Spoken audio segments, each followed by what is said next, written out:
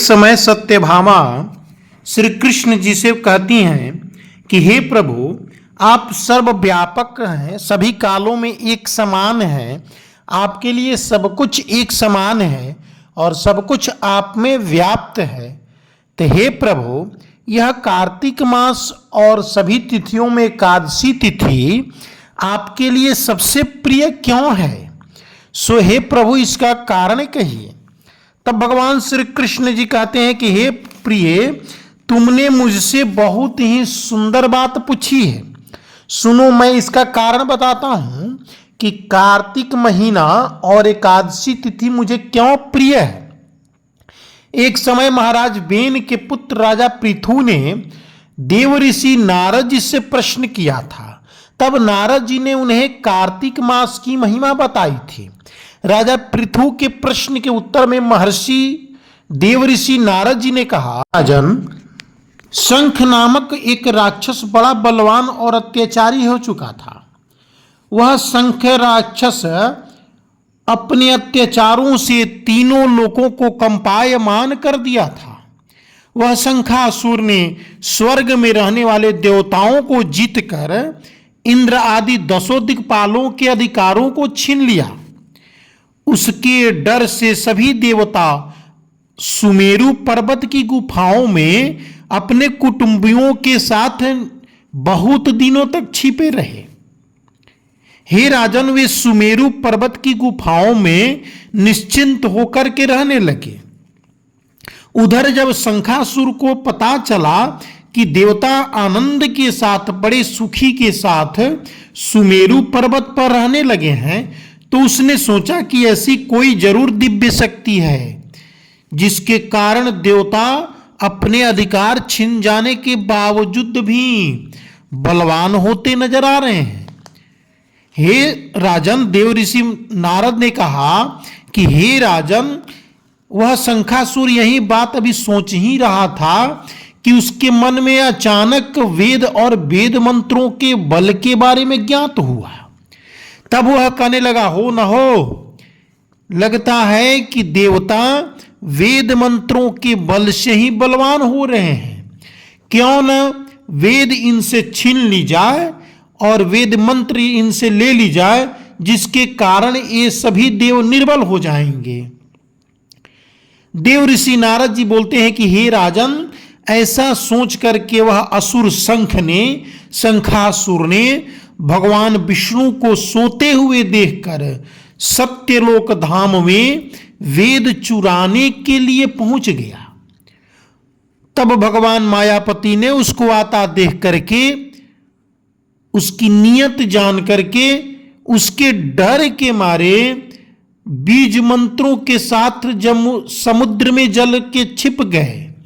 अर्थात हे राजन, मायापति ने जब देखा कि शंखासुर आ रहा है वेद मंत्रों को, वेद को छीनने के लिए, चुराने के लिए, तो मायापति भगवान विष्णु ने वेद मंत्रों तथा बीज मंत्रों को लेकर के और जल में जाकर के छिप गए, समुद्र के जल में जाकर छिप गए। शंख भी ढूंढते ढूंढते वेद मंत्रों तथा बीज मंत्रों को ढूंढता हुआ समुद्र में प्रविष्ट कर गया, लेकिन न शंखासुर को न वेद मंत्र मिले और न वेदों के बीज मंत्र ही प्राप्त हुए। हे राजन, शंखासुर समुद्र से निराश होकर के वापस लौट गया। तो उसी समय ब्रह्मा जी ने पूजन की सामग्री लेकर के सभी देवताओं के साथ भगवान विष्णु के शरीर में पहुंच गए। भगवान विष्णु के शरण में जाकर के भगवान विष्णु को गहरी निंद्रा से जगाने के लिए अनेक प्रकार के स्तुति, वंदना, वेद ध्वनि गाने लगे। धूप, गंध, दीप आदि से बार बार पूजन करते हुए भगवान मायापति को बार बार नमस्कार करते हैं। अचानक भगवान श्री विष्णु की निंद्रा भंग होती है और हे राजन, भगवान विष्णु ब्रह्मा जी की पूजन करते हुए देख करके बड़े प्रसन्न हुए। भगवान विष्णु कहते हैं कि हे देव, आपके कीर्तन और मंगलाचार से मैं अति प्रसन्न हूं। आप अपना अभिष्ट वर मांगिए, मैं अवश्य प्रदान करूंगा। जो मनुष्य आश्विन शुक्ल की एकादशी से लेकर के कार्तिक शुक्ल की एकादशी तक ब्रह्म मुहूर्त में उठ करके मेरी अर्चना वंदना करेंगे, वह तुम्हारी तरह मेरे प्रसन्न होने के कारण सुख को प्राप्त होंगे। हे देव, जो कार्तिक महीने में पाद्य अर्घ आचमन जल आदि से सामग्री लेकर के मेरी पूजन करेंगे, वह अत्यंत गुण वाली लक्ष्मी को प्राप्त करेंगे और उनकी कल्याण होगी। शंख असुर जो वेद चुरा कर ले गया है, सबके सब समुद्र में ही है। मैं उस शंखासुर को मार करके ले आता हूं। हे देव, आज से मंत्र, वेद मंत्र और बीज मंत्र, वेदों के साथ चारों वेद प्रतिवर्ष कार्तिक महीने में जल में विश्राम किया करेंगे। नारद जी कहते हैं कि हे राजन, भगवान विष्णु कहते हैं ब्रह्मा आदि देवताओं से कि हे देव, आज से पूरे कार्तिक महीने तक चारों वेद, वेद मंत्र और वेद ध्वनि, बीज मंत्र, ये सभी जल में विश्राम करेंगे।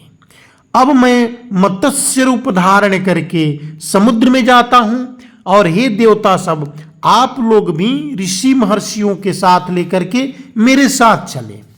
भगवान विष्णु कहते हैं कि जो कार्तिक मास में एक प्रहर रहते ही प्रातः काल में स्नान करते हैं, वे निश्चय ही अक्षय फल को पाते हैं। वे मनुष्य अज्ञात में अमृत स्नान का फल प्राप्त करते हैं। नारद जी ने कहा कि हे राजन, भगवान विष्णु ने इंद्र से कहा कि हे देवेंद्र, जो कार्तिक मास में व्रत करते हैं उन्हें सब प्रकार से धन, पुत्र, पुत्री आदि देते रहना। भगवान विष्णु कहते हैं कि हे इंद्र, उन सबको आपत्तियों से बचाते रहना।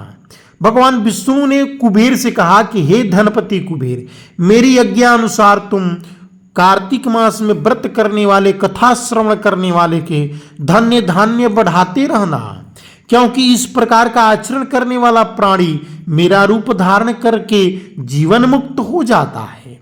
जन्म से लेकर मरण पर्यंत जिसने विधि पूर्वक यह कार्तिक मास की उत्तम व्रत कर लिया है, वह आप लोगों का भी पूजनीय है।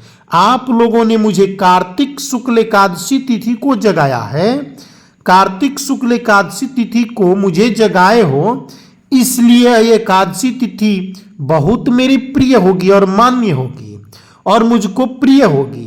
हे देवताओं, इन दोनों व्रत को, कार्तिक मास की व्रत को और एकादशी व्रत को जो भक्त, जो व्यक्ति नियम पूर्वक करेंगे, वे प्राणी मेरे समीप पहुंचते हैं। इन व्रतों को करने से जो फल मिलता है वह अन्य व्रतों से नहीं मिलता है। इसलिए हर मनुष्य को सुखी और निरोग रहने के लिए कार्तिक महात्मा और कार्तिक व्रत को करना चाहिए। एकादशी व्रत की कथा सुननी चाहिए और कार्तिक व्रत की कथा सुनते हुए उपयुक्त नियमों का पालन करना चाहिए। भगवान देवर्षि नारद जी ने राजा पृथ्वी को कार्तिक महात्मा बताते हुए कहते हैं कि हे राजन, तब भगवान नारायण मत्स्य रूप धारण करने हेतु जल में प्रविष्ट करते हैं। इस प्रकार